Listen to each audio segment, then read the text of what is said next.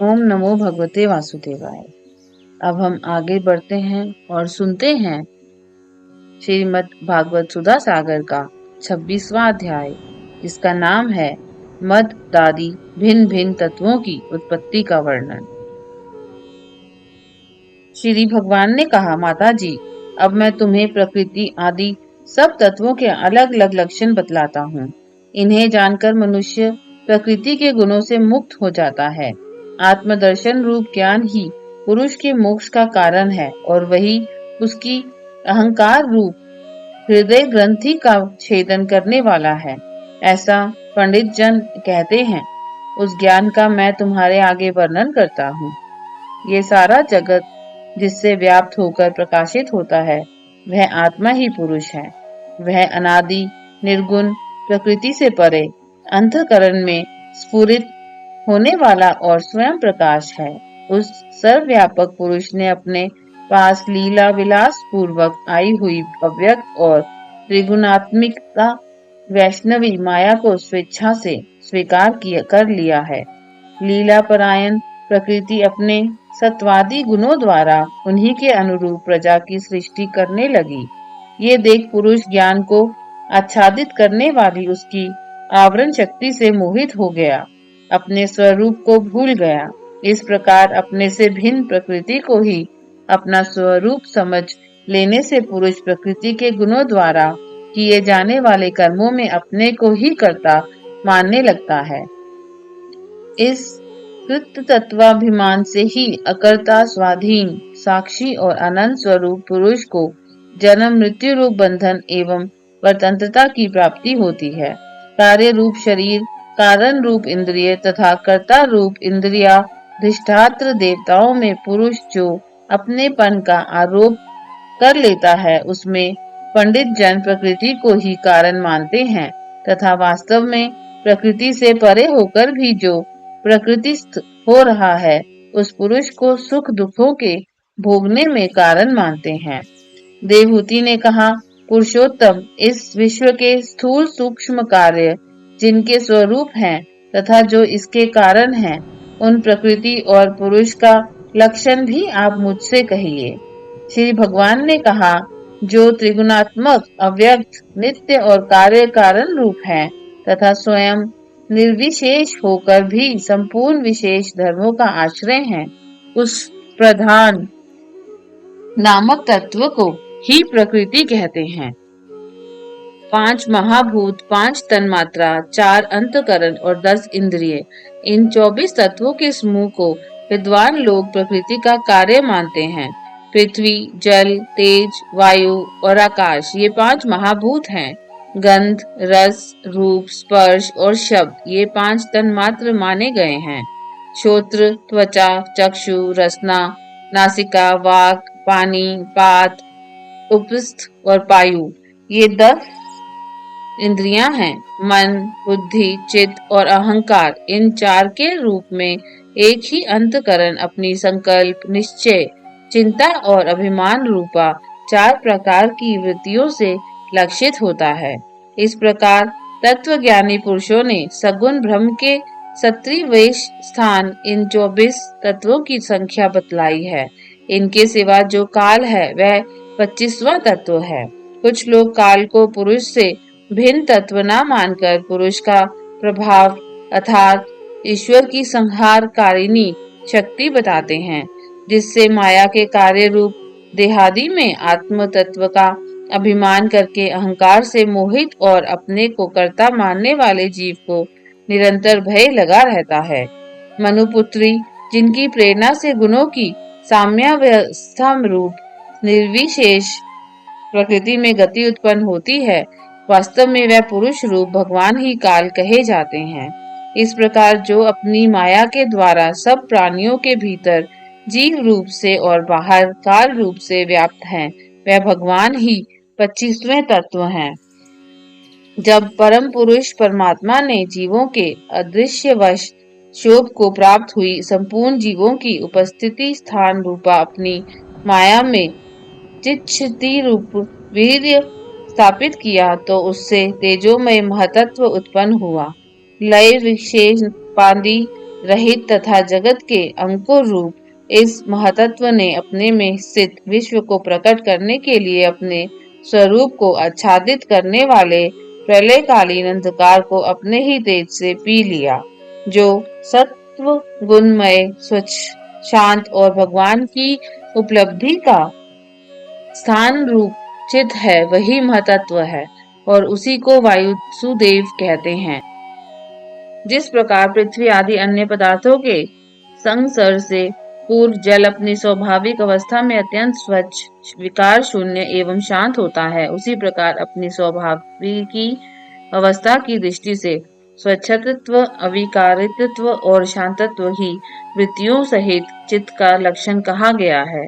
तदंतर भगवान की वीर्य रूप चित्त शक्ति से उत्पन्न हुए महतत्व के विकृत होने पर उससे क्रिया शक्ति प्रधान अहंकार उत्पन्न हुआ। वह वैकारिक तेजस और तामस भेद से 3 प्रकार का है। उसी से क्रमश मन, इंद्रियों और पंच महाभूतों की उत्पत्ति हुई।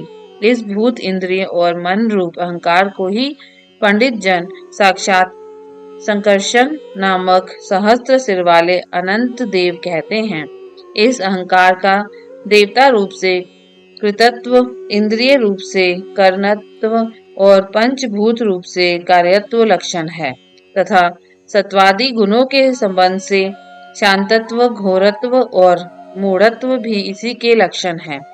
उपयुक्त 3 प्रकार के अहंकारों से वैकारिक अहंकार के विकृत होने पर उससे मन हुआ, जिसके संकल्प विकल्पों से कामनाओं की उत्पत्ति होती है। ये मन सतत्व ही इंद्रियों के अधिष्ठाता अनिरुद्ध के नाम से प्रसिद्ध हैं।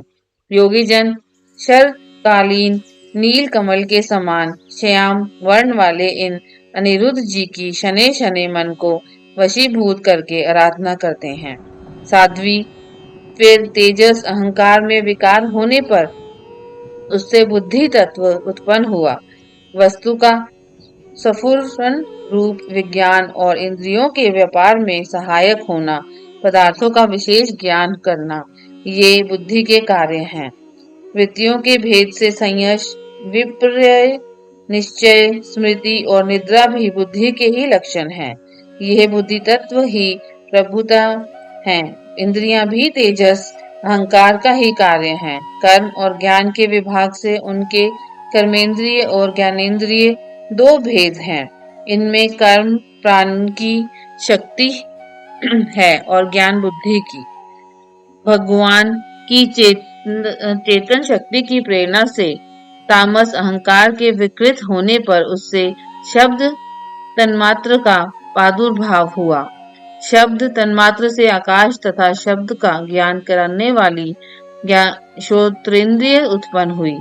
अर्थ का प्रकाशक होना, ओट में खड़े हुए वक्ता का भी ज्ञान करा देना और आकाश का सूक्ष्म रूप होना विद्वानों के मत से सही शब्द के लक्षण है। भूतों को अवकाश देना, सबके बाहर भीतर वर्तमान रहना तथा प्राण, इंद्रिय और मन का आश्रय होना, ये आकाश के वृत्ति रूप लक्षण हैं। फिर शब्द तन्मात्र के कार्य आकाश में काल गति से विकार होने पर स्पर्श मंत्र मात्र हुआ और उससे वायु तथा स्पर्श का ग्रहण कराने वाली तवगिंद्रिय उत्पन्न हुई।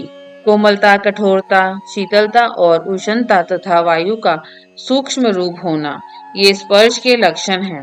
वृक्ष की शाखा आदि को हिलाना, तृणादि को इकट्ठा कर देना, सर्वत्र पहुंचना, गंधाधिक युक्त द्रव्य को घ्राणाद्रि इंद्रियों के पास तथा शब्द को श्रोत्रेंद्रियों के समीप ले जाना तथा समस्त इंद्रियों को कार्य शक्ति देना, ये वायु की वृत्तियों के लक्षण हैं। तदंतर देव की प्रेरणा से स्पर्श तन्मात्र विशिष्ट वायु के विकृत होने पर उससे रूप तन्मात्र हुआ तथा उससे तेज और रूप को उपलब्ध कराने वाली नेतेंद्रिय का प्रादुर्भाव हुआ। साध्वी वस्तु के आकार का बोध कराना, गौण होना, द्रव्य के अंग रूप से प्रतीत होना, द्रव्य का जैसा आकार, प्रकार और परिमाण आदि हो उसी रूप में उपलक्षित होना तथा तेज का स्वरूप भूत होना, ये सब रूप तन्मात्र की वृत्तियां हैं। चमकना, पकाना, शीत को दूर करना, सुखाना, भूख प्यास पैदा करना और उनकी निवृत्ति के लिए भोजन एवं जलपान कराना, ये तेज की वृत्तियां हैं।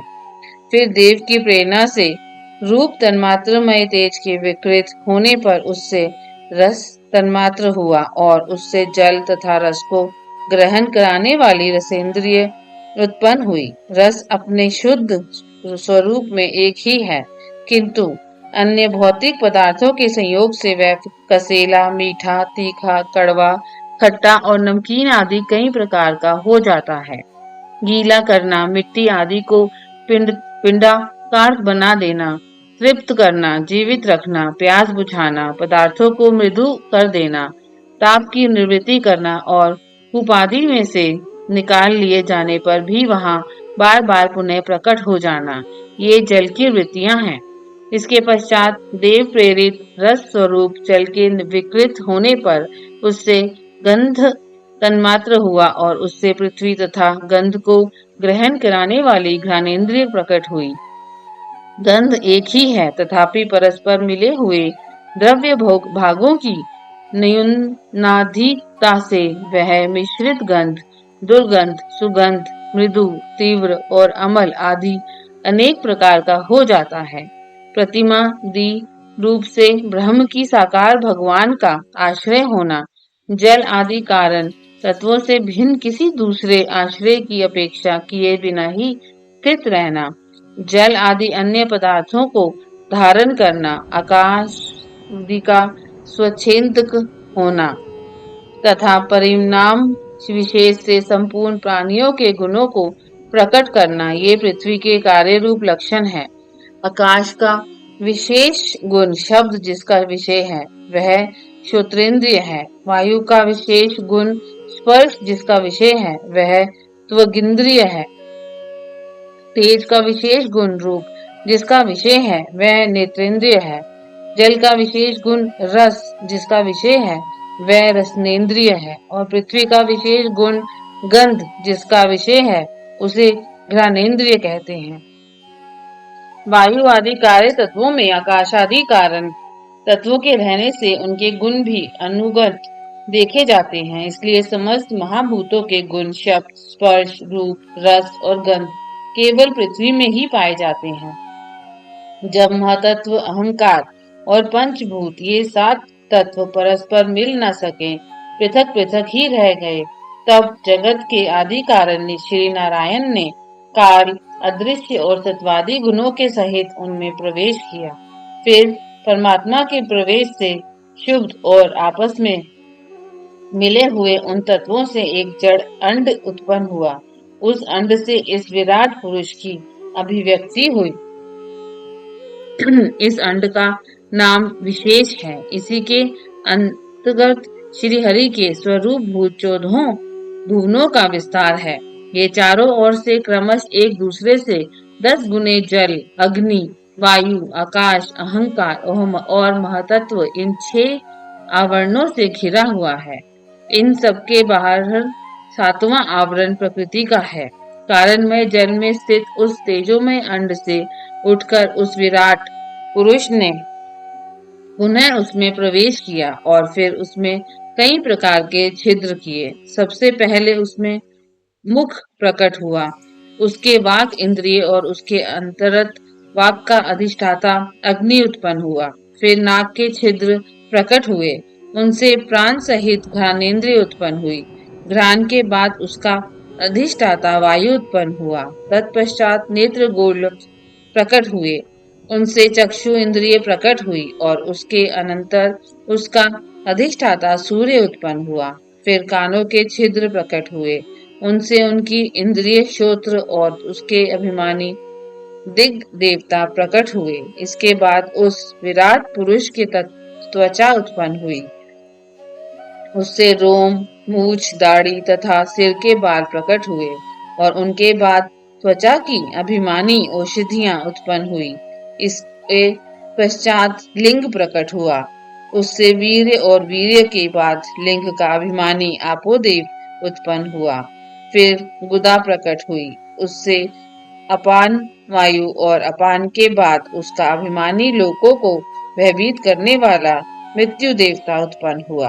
तदंतर हाथ प्रकट हुए, उनसे बल और बल के बाद हस्तेंद्रिय का अभिमानी इंद्र उत्पन्न हुआ।